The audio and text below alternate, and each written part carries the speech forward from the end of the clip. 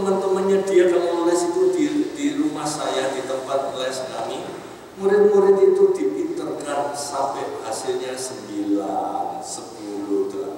Anak saya hasilnya 4 sudah. Istri saya tiap kali nangis, aku ini minterkan anaknya orang, tapi anaknya sendiri begitu. Setiap kali nangis begitu, saudara. Waduh, kalau pulang malam. Kalau sudah pulang malam, karena dia tuh latihan bela diri, mukanya hancur, saudara. Berkelahi terus saja. Iya dong? Karena geng-gengan, saudara.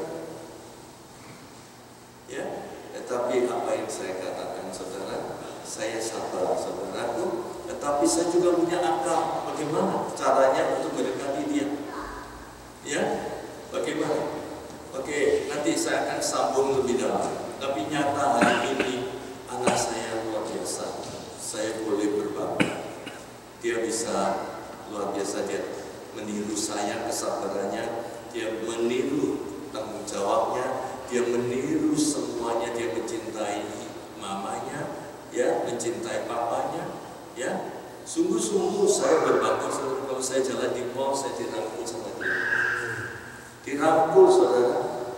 Papi jangan capek-capek ya. Aku sudah bisa kok. Papi gak usah pikir-pikir lagi. Ayo papi senang-senang memang ke sana. Selalu. Ya, kalau ada apa-apa, dia makan di restoran, dia telepon. Papi, mami mau titip makan, dibungkuskan. Ada perhatian, saudara. Itu orang tua gak minta apa-apa, saudara. Tapi banyak sekarang anak-anak tidak perhatikan orang tua. Ya, oleh karena itu saya hari ini tidak berbicara tentang anak, tapi saya mau bicara ngajari orang tua itu bagaimana. Ya, baik saudara, lanjut. Ini diperhatikan saudara, bahwa ada statement-statement yang harus diperhatikan, dicamkan di dalam pikiran kita. Ya, sesungguhnya investasi yang paling bernilai di dalam hidup adalah investasi membesarkan anak yang benar, bukan membesarkan karya. Bukan berarti tidak boleh membesarkan karya. Apa besarnya karya tapi tidak benar? Saya pegang 3 perusahaan, saudara.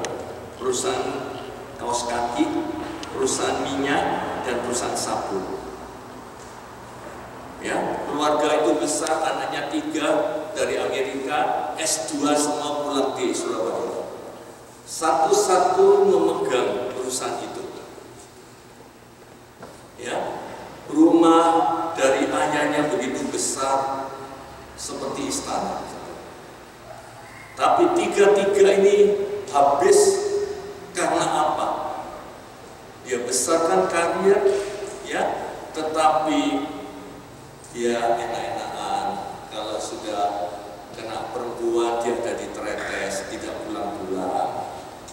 Ya, bangun siang, datang di perusahaan siang, pulangnya hijau.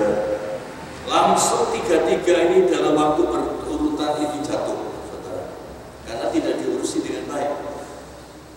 Ya, dia tidak diajarkan bagaimana firman Tuhan, kebenaran firman Tuhan bagaimana. Apa yang terjadi, saudaraku?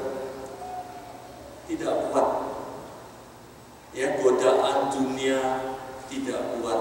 Akhirnya jatuh dan rumah ayahnya itu berebut, saudara. Ayahnya umur 74 atau 75, saya lupa. Rumahnya itu yang tadinya besar, sekarang rumahnya 3 kali 3. Saudara, kalau orang tua cara mendidiknya salah, dampaknya 3 kali 3, orang tua sudah sakit, batuk.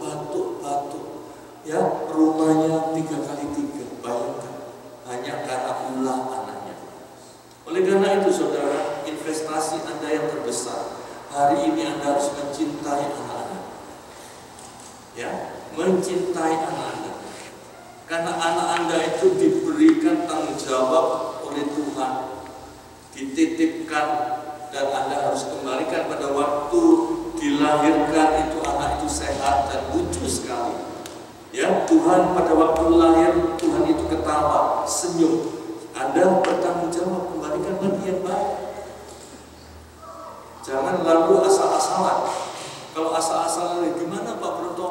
Saya sudah bicara, saya sudah begini tidak mau. Nah, ini tadi Pak Broto katakan inilah nanti akan kita bicara. Bagaimana caranya?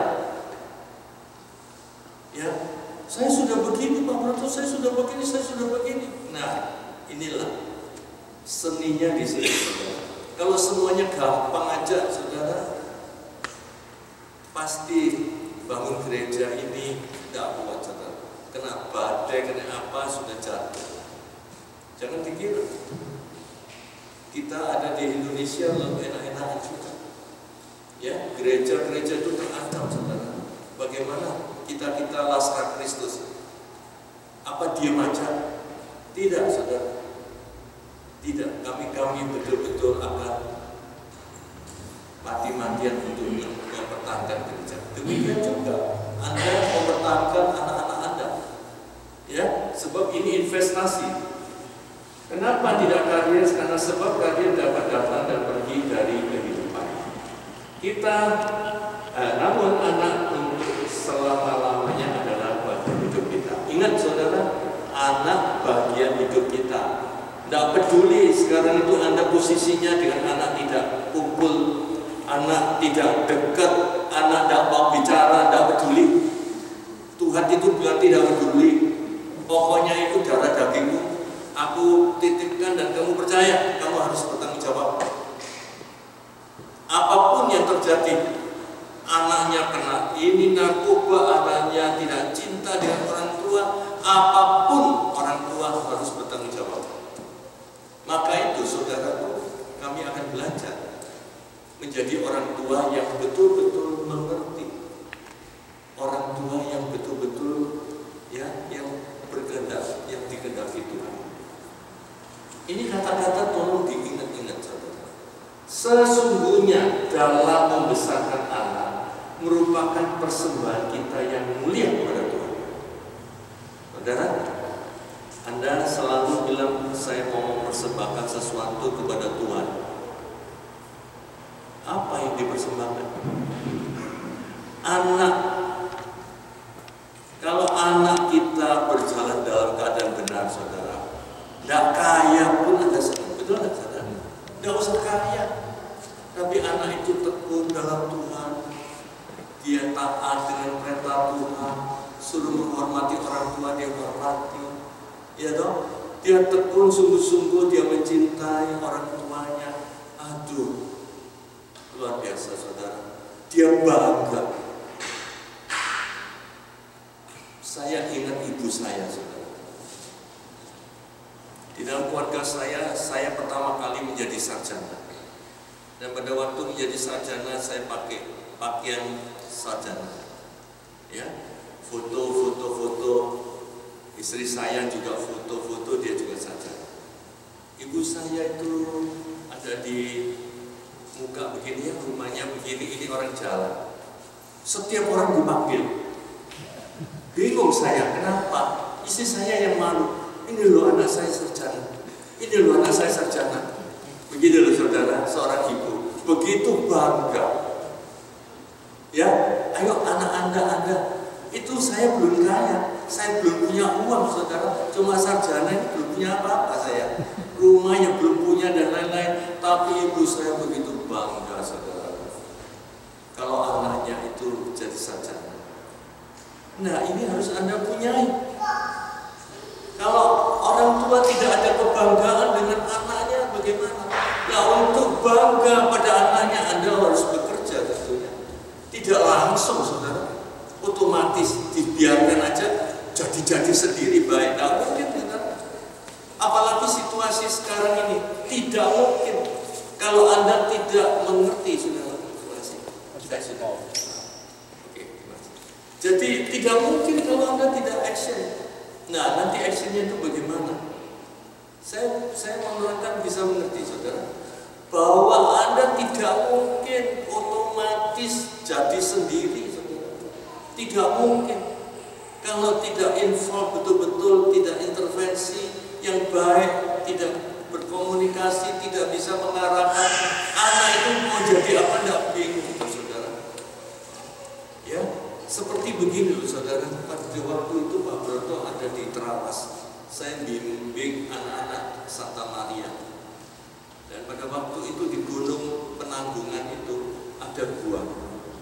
gua itu ditutup, dilarang masuk. Karena kononnya gua itu bisa langsung sampai di Keraton Jogja. Kononnya. Kalau dahulu kerajaan-kerajaan itu kalau mau memberikan upeti itu tidak berani jalan di daratan, dia mesti jalan ke terowongan itu. Ya, nah saudara, anak buah saya masuk saudara, 200 meter dia kembali karena ada banyak binatang buas ada di dalam terowongan itu. Dia tidak ngerti, dia masuk aja. Demikian juga anak-anak kita. Anak-anak kita tidak tahu di dunia ini penuh bahaya. Anak-anak kita tidak mengerti di dunia ini penuh masalah. Anak-anak kita tuh selalu mikirnya mau enak saja. Tetapi kalau orang tua yang sudah punya pengalaman, orang tua yang sudah punya pengalaman, ya sudah makan garam banyak, tidak pernah mau berbicara. Karena apa? Kadang-kadang dia makel, kadang-kadang dia marah, kadang-kadang karena itu tidak mau nurut, bantah saja, dia marah. Apa yang terjadi saudara? Sudah tidak mau bicara, tidak mau berkomunikasi, tidak mau nurut sudah, apalagi pakai kutukan. Kalau tidak mau nurut, lihat nanti kamu tidak bisa cari makan, mati kamu. Nah, ini kata-kata kutukan saudara. Tidak boleh kata-kata kutukan. Karena dia nggak mengerti, apalagi anak masih kecil. Anda yang pasti punya anak kecil. Orang sudah dewasa saja, banyak orang tua yang sudah punya anak cucu tidak dewasa, tidak dewasa, banyak. Oleh karena itu, tugas dan tanggung jawab para orang tua harus paham. Jangan takut kalau anaknya ada problem. Ingat, bersama Yesus Anda mengatasi segala masalah. Dia mengatasi akal budi Anda. Ya, jangan takut. Ya, oleh karena itu ini penting. Anda mau di dalam pelayanan Anda mau mempersembahkan yang terbaik. Kalau mau mempersembahkan terbaik, saudara, ya, bukan emas, bukan uang Anda, bukan. Persembahkan anak Anda. Itulah Allah tersenyum. Luar biasa. Ya. Bukan pelayanan-pelayanan tapi anaknya tidak ada. Satu hari saya didatangi di Dapenas. Dia benci sekali sama mama dan papa. Kenapa kamu benci? Papa pendeta, mama pendeta. Tiap hari nginjili orang, tiap hari pelayanan hebat, tapi dia tidak pernah bicara dengan saya. Saudara, saya banyak pengalaman, saya banyak dengar anak-anak itu. Kalau saya memberi retret anak-anak SMP begitu saudara, saya suruh nulis apa masalah kamu, selalu dia bicara orang tuanya. Dia menangis karena orang tuanya. Saudara, kadang-kadang orang tua ini tidak perhatian, ya, tidak perhatian. Satu hari saya dengan istri saya melayani ada di Stanislaus, anak SMP. Pada waktu sudah saya tumpangi tangan dan dia menangis, anak SMP itu laki perempuan menangis. Sudah selesai, anak-anak itu yang boleh keluar. Ada satu anak perempuan yang nangis terus. Saya mau cerita supaya Bapak Ibu berhati-hati, itu saja. Kenapa nangis saja? Saya lihat kok tidak beres ini. Anak perempuan SMP itu merangkul istri saya terus, nangis terus. Saya bilang kepala sekolah, tolong saya disiapkan ruangan. Anak itu saya akan bicara. Sampai di ruangan anak itu bicara, Om jangan ngomong-ngomong sama papa saya ya. Iya, kenapa? Tadi Om sih lihat anak laki yang WL itu, ya, itu adalah kakak sepupu saya. Dia SMP 3, saya SMP 2. Lalu bagaimana? Pada waktu hari libur, rumah opanya itu besar. Jadi anak-anak cucunya tuh tidur di sana, saudara, ada di ruangan masing-masing. Malam-malam anak SMP kelas 3 itu ketok pintu sama anak yang SMP kelas 2 itu sepupunya. Tok tok tok tok. Iya siapa? Pagi jam 2. Aku. Kenapa? Ada barangku ketinggalan di sana. Barang apa? Nggak ada. Cepat buka. Karena seharian bermain bersama-sama. Buka. Nggak ada. Buka sudah. Belum masuk. Masuk dikunci, anak perempuan itu diperkosa sama sepupunya. Saya mau cerita, saudara. Ini kalau orang tua tidak saya ceritakan begini, maka Anda anggap enteng-enteng. Ya, apa yang terjadi, saudara? Dia begitu yang tadinya ceria, ya, sekarang ada di sekolah dia sedih sekali, menyendiri sekali. Akhirnya saya tahu, saya bilang, oke, Om, tapi jangan bilang Om apa-apa, Om, nanti. Dan kamu harus begini. Langsung saya sampaikan untuk cepat diperiksa dan lain-lain kesehatannya. Saudara, ini satu hal yang tanggung jawab orang tua. Ya, nanti saya akan bahas satu persatu. Ini sekedar hanya contoh saja bahwa orang tua jangan anggap ringan. Ada di Jakarta, saudaraku, ya, ada seorang bapak ibu yang direkturnya sangat terkenal di Jakarta. Istrinya adalah general manager di satu perusahaan, anaknya satu lagi, kelas 2 SD, ya, sudah supir, antar sekolah, jemput sekolah, antar sekolah, jemput sekolah. Nggak taunya sama sopir yang dipercaya ini oleh keluarganya puluhan tahun ikut disodoni anak lagi. Ini hal yang saya cerita. Ya, oleh karena itu para orang tua jangan sampai teledor. Apalagi di negara yang demikian, detik demi detik Anda harus ada full attention sama anak-anak kita. Ya, sebetulnya bisa semua ini dihindari, penyebab-penyebab kehancuran ini. Tetapi kita mau atau tidak, atau nggak mau belajar. Ya, anak itu diperkosa, disodomi dan menjadi besar, dan sekarang dia lakukan sodomi juga.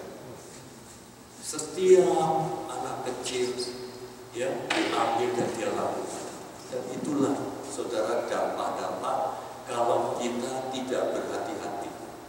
Lagi sekali, itu orang kaya, orang punya uang, tidak bisa.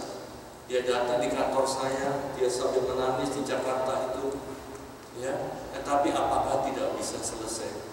Bisa selesai di dalam Tuhan. Anak itu saya suruh panggil, saya ajak bicara dan saya berdoa dan saya bimbing apa yang terjadi dia dekat Tuhan ini. Saudara, nama Yesus di atas segala nama. Ya, semua nama bertekuk lutut di tempat Tuhan Yesus. Adakah iman itu? Mari kita uji, ya. Saudara, ada petunjuk saya menjadi orang tua yang sesuai firman Tuhan. Ada 7 P. Ada 7 P, saudara. Pejuang, pengasih, pendamai, pembina, pelayan, dan pelindung dan pendorong. Saya akan terangkan satu-satu. Pejuang. Lanjut, Pak. Ya, pejuang. Di dalam Amsal ini, Mazmur 137 ayat 4 ini, ya, 127 ayat 4. Seperti anak-anak panah di tangan pahlawan, demikian anak-anak pada masa muda. Saudara, nomor 1 peran Anda sebagai orang tua adalah pejuang. Pejuang untuk mengarahkan anak yang benar. Anda orang tua sebagai busur panah. Anak-anak Anda adalah anak panah. Kalau busur panah ini mengarah yang salah, maka anak panah kita akan jatuh sia-sia. Dia akan jatuh bisa di laut, dia bisa jatuh di hutan yang tidak bisa punya hasil apa-apa. Walaupun anak panah kita ini terdiri dari emas dan berlian. Walaupun anak-anak Anda itu ganteng, cantik, walaupun anak-anak Anda itu pandai, kalau Anda salah mengarahkan, anak-anak itu sia-sia. Perhatikan saudara. Jadi di mana orang tua itu berperan? Kalau hari ini Anda sudah mengalami sesuatu, anak-anaknya, jangan putus asa. Apa sih artinya pejuang?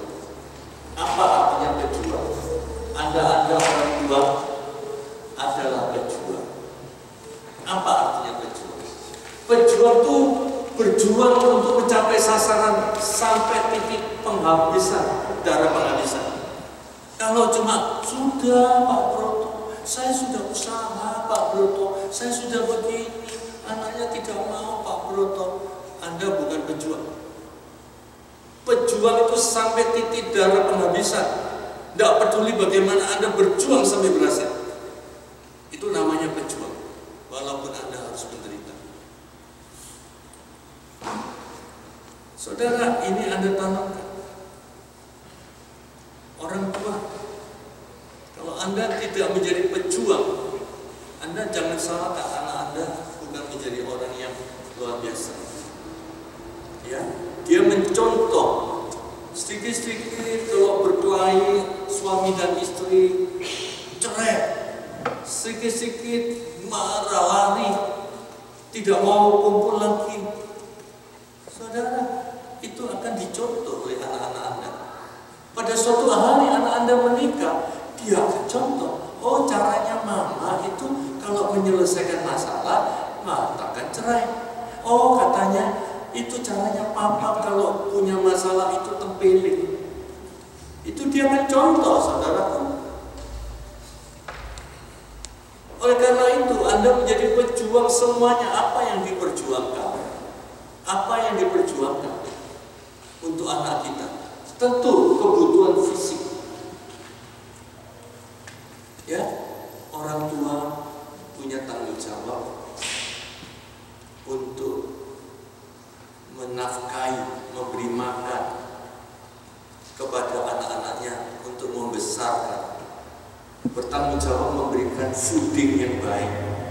Ada loh orang tua yang tidak mau peduli makan supernya, tidak ada masak, tidak supernya ada, tidak ngerti supernya terus saudara. Nah di situ tidak sehat, ya dia tidak mengerti bahwa bagaimana untuk membesar. Lah mau makan aja sulit kok Pak Broto. Gak mau makan ya sudah, gak usah dikasih makan. Cari akal. Maka itu saya bilang cari akal. Ya dong. Kalau ndak mau tahu apa ndak bisa tuh belajar sama Ibu Lili caranya masak juga. Iya dong. Bagaimana? Loh ada anak yang ndak bisa makan begini. Waduh, rewel ini. Sudah ndak bisa sudah nggak usah makan. Susah saudara, fisiknya nanti lama-lama nggak bisa sehat, livernya nggak sehat, kalau sudah besar sakit-sakitan. Saudara, tentu anak ini sulit makan, sungguh-sungguh sulit, jangan pikir gampang. Ya, tapi kalau nanti ya, kalau mau dikasih makan, mulutnya ditutup. Oh, nggak mau makan ya sudahlah, nanti kan lapar makan sendiri.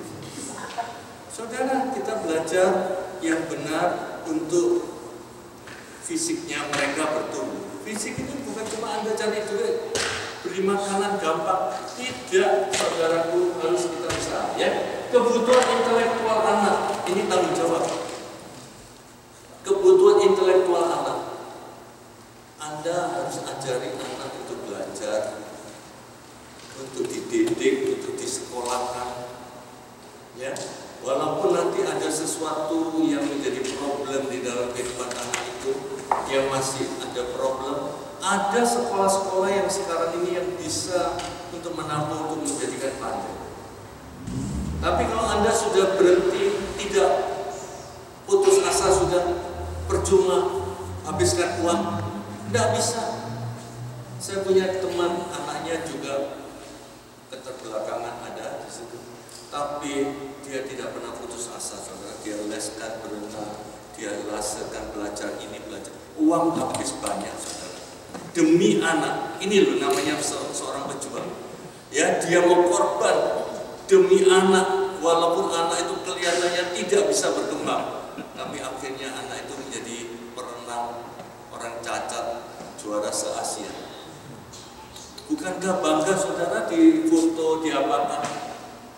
Ya, orang tua jangan pernah putus asa. Intelektualitasnya diajari. Karena apa? Jujur saudaraku, kita cari uang hari ini. Ya, saya tanya sama Anda. Orang kalau di Indonesia kerja naik bemo, angkot, orang naik angkot dengan supirnya, pilotnya pesawat terbang, gajinya mahal mana? Pak, gajinya mahal mana? Pesawat terbang, pilot ataukah angkot itu? Pilot. Ya, pilot. Kenapa? Belajar. Intelektualnya belajar. Betul saudara? Jadi sekarang Anda punya kewajiban untuk jadikan anak bagaimana? Kalau seandainya Pak Broto kasih gambaran, Pak Broto kasih gambaran saudara. Di sini ada gundukan pasir, oke? Terus Pak Broto ambil segenggam pasir. Ini ya saudara, saya lemparkan ke gundukan pasir. Kemudian saya minta tolong Thomas, tolong ambil yang baru saya lempar pasir itu. Bisa enggak? Bisa enggak? Masa enggak bisa? Bisa enggak? Enggak bisa kenapa? Sama-sama. Ya, coba Pak Broto ambil berlian Pak Broto tak lempar. Thomas ambil. Wah, langsung dia ambil, betul enggak? Betul? Jadikan anak Anda satu yang punya keunggulan komparatif. Keunggulan komparatif, jangan sama-sama, jangan cuma standar, saudara. Ya lulus S1, ya sudah begini, ya gajinya minim, saudara. Jadi ini tanggung jawab Anda untuk masa depan anak-anak Anda. Jadikan dia sesuatu yang orang lain akan cari. Ini penting. Kalau ini tidak penting, tidak mengerti, orang tua cuma bilang, ya sudahlah disekolahkan itu aja lah, itu sekolah. Tapi tidak mempunyai arah. Kalau orang tua mempunyai arah, dia akan dijadikan yang lebih daripada orang lain.